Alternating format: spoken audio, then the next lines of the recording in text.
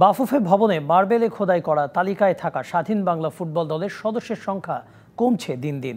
বয়সের ভারে অনেকেই পাড়ি জমিয়েছেন না ফেরার দেশে। বাকি যারা আছেন তাদের আছে আক্ষেপ আর অভিমান।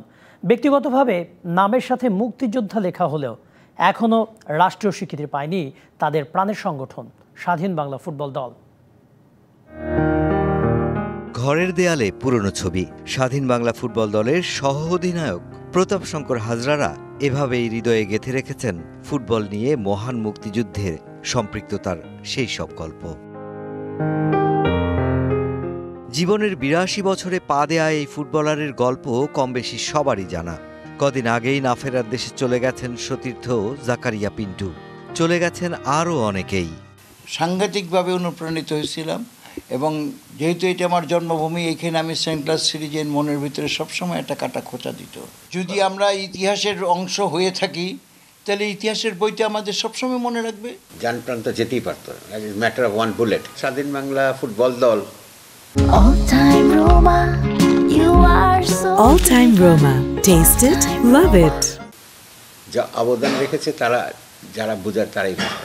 দেশমাতৃকার মুক্তির লড়াইয়ে ৩৪ তরুণের ফুটবল নিয়ে যুদ্ধ করার যে স্পৃহা ৭১-এ লাল সবুজের পতাকার জন্য জনমত গঠন ও তহবিল গড়ার ফলটা ঠিকই পেয়েছে মুক্তিকামী বাংলার মানুষ।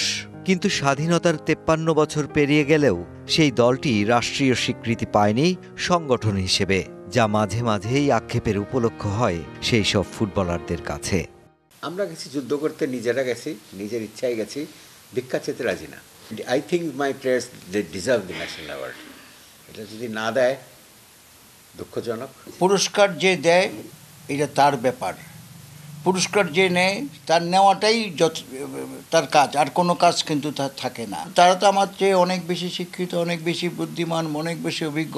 তারা যদি মনে না করেন আমাদের পাওয়ার উপযুক্ততা আছে, আমি কেন চাইব? তরুণ প্রজন্মের কাছে স্বাধীন বাংলা ফুটবল দলকে তুলে ধরতে উদ্যোগী বাফুফের দায়িত্বে আসা নতুন কমিটি। সংগঠন হিসেবে পুরো দলকে রাষ্ট্রীয় স্বীকৃতি ও স্বাধীনতা পুরস্কারের জন্য সরকারের কাছে আবেদন করেছে বাফুফে।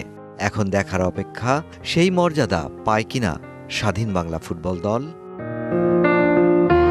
Mushfiqur Rahman, DBC news, Dhaka.